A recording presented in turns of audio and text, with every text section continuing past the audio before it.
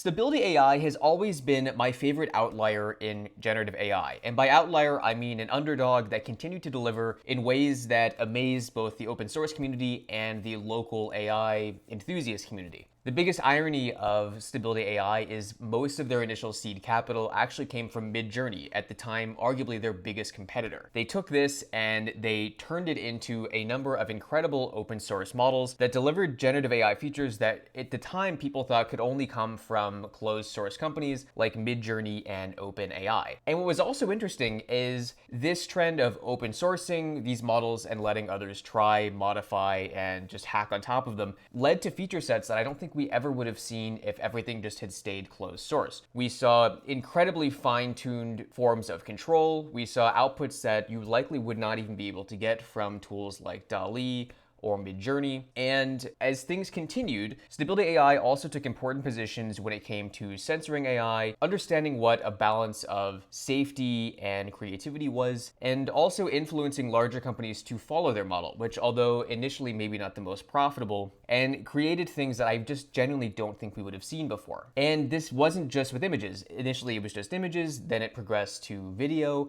Now it's even progressed to 3D, and with the pending release of Stable Diffusion 3, which Emad has been sharing a ton about in the last few weeks, we have to wonder how close we are to their greatest release yet. However, with great endeavors like Stability AI, things are not always so rosy, and if you've worked in startups before, you know that what you see on the outside is not exactly always what's going on the inside. The first real hints of this came about 8 months ago, when one of the original co-founders and lead researchers at Stability AI claimed that Emad was basically pressuring to buy him out and posed really serious questions about their path to profitability. Since at the end of the day, the model of Stability AI is basically to spend a bunch of money on GPUs, which are now provided by Amazon, create these incredible models, figure out better ways to kind of make them, dump a little bit of it into the research community, and then ultimately release these models for free once they have surpassed certain licensing hurdles. And things seem pretty good for a while. We managed to get to a V2 of Stable Diffusion. We saw incredible releases like Stable Diffusion XL and Stable Video, again, pushing forward the definition of state-of-the-art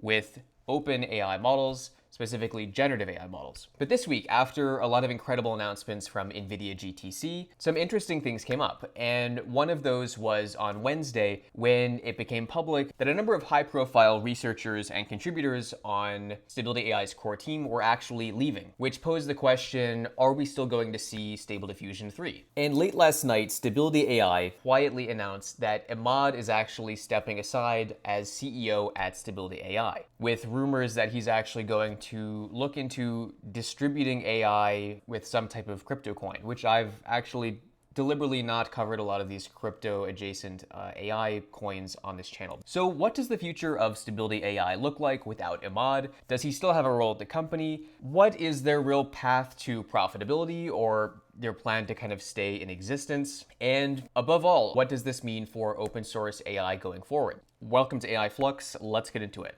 So obviously I've made a few videos about Stable Diffusion 3 on this channel, and we've been seeing some incredible releases from Emad that's teasing more of the advancements of this model. We've been seeing more and more information from Stability about Stable Diffusion 3. They've even started dropping individual portions of this model before releasing the entire model. For instance, this week they announced Stable Video 3D, which again is basically showcasing that the research that they actually talked about in the Stable Diffusion 3 preview are real, so that they can take prompt to 3D to video and make all of that work in tandem. And Emad has also been showcasing Stable Diffusion 3 outputs for the past 2 weeks, so clearly there's still work going on, but the question is, what does Emad's future role actually look like at Stability, and what does he actually claim to be working on? So this all started with a tweet from Emad basically saying, you're not going to beat centralized AI with more centralized AI, all in on decentralized AI,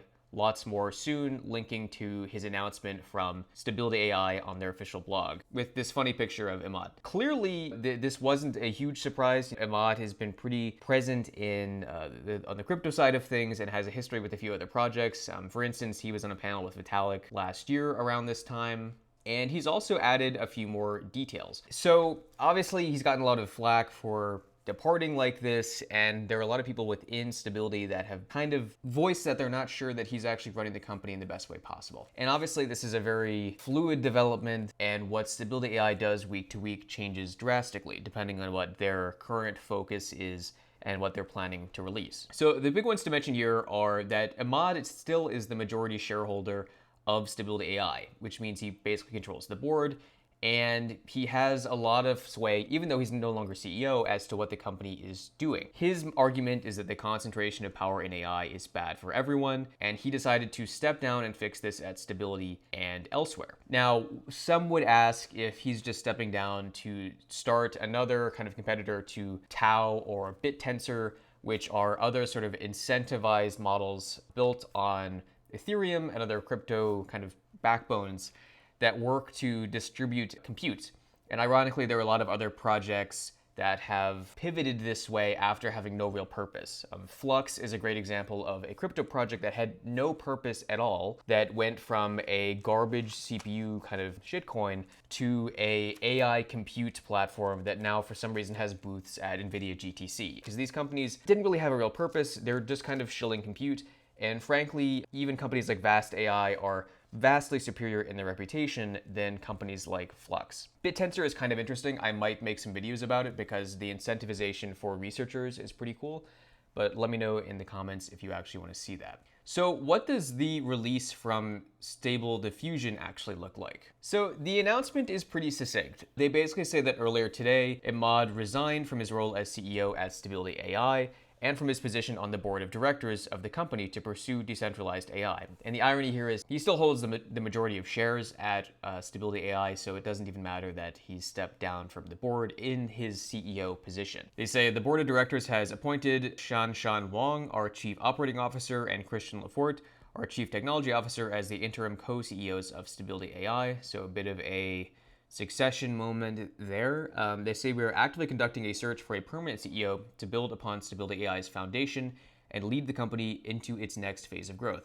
On behalf of the board of directors, they want to thank Emad for his leadership and commitment to Stability AI and the open source movement, which I think clearly was most of the impetus for Stability AI from the beginning. And there was a message from Jim O'Shaughnessy, the chairman of the board, saying that they're basically searching for a new CEO and that Emad has made his life very hard for the next week, and that they're really hoping that the interim CEOs can actually manage to keep the company on track and deliver Stable Diffusion 3 in a working capacity. And Emad says here that I am proud 2 years after bringing on our first developer to have led Stability to hundreds of millions of downloads and the best models across modality. I believe strongly in Stability AI's mission and feel the company is in capable hands. It is now time to ensure AI remains open and decentralized, said Emad. So the leadership change marks an opportunity for Stability AI potentially to find different paths to profitability. Their board is clearly a little bit shaken by this. And a question that I think is kind of prescient here is if the next CEO will actually be able to really change the path of Stability AI, because Emad still has most of the voting power on the board, even though he's not CEO, and whether or not they'll keep this core ethos of open source going forward. Because most of the major criticism, especially from high-profile investors like Peter Diamandis, who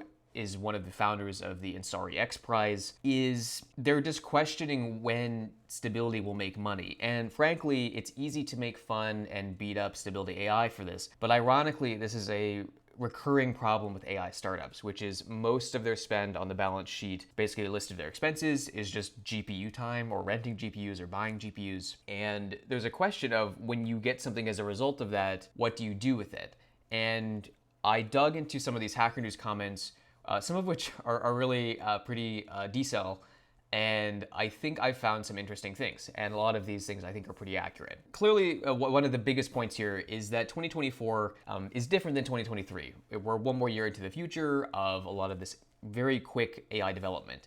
And the money is still flowing, but the money is getting a little bit harder to come by, especially as GPU demand is pretty much, I wouldn't say it's flatlining, but there's a really good understanding of how many GPUs are out there and what buying power any general person has. So 2024 is potentially turning into a tough year for AI businesses in terms of the people who have to actually run the businesses. The deep question is where the value is relative to the amount of money that's spent on training. And a lot of these Gen AI companies have really interesting ideas, but no business plan. And curiously, Stability AI has pretty solid business plans. I mean, they have their sort of clone of Midjourney that all runs Stable Diffusion models just in a hosted way if you don't want to use them yourself. So I would argue at least probably 10 to 20% of everyone using Stable Diffusion products is still using it in kind of a hosted form. So they're not running it on their GPU, they're just using it in that capacity. There's also, in theory, a licensing capacity where if you're running this at scale, in theory, you're supposed to give a kickback to Stability AI. Whether or not they're really trying to collect on that is another question. And what's interesting is, I mean, if you read the research and a lot of what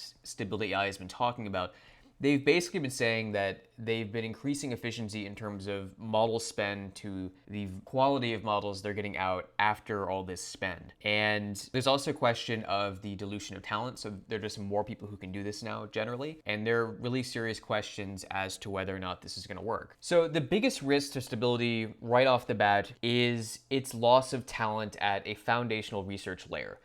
This is the layer of research that is actually improving the efficiency of their models and is actually pushing their feature sets forward. They've lost an incredibly expensive moat, and there is enough unsolved problems in the foundation layer, just in terms of faster models, more energy efficient models, etc., to ensure Stability AI provides differentiated offerings. You'd think that step one would be just rectifying the core issues of employing really great research talent and making sure that they're still really an attractive employer. I know a few people who've applied to work here, and they've said that ironically, a lot of the interview process was just developers and people in the pipeline just talking about how great Emad was, and it was hard to gauge what was actually going on. And I think, Stable Diffusion 3 seemingly has narrowed the vision of Stability AI. And I think with Emad's departure, one positive that could come from this is a narrowing of what their mission actually is. The next question is, well, what even is that mission, which is building models for every modality everywhere. And this is a big thing that GTC showed us, specifically in Jensen's keynote.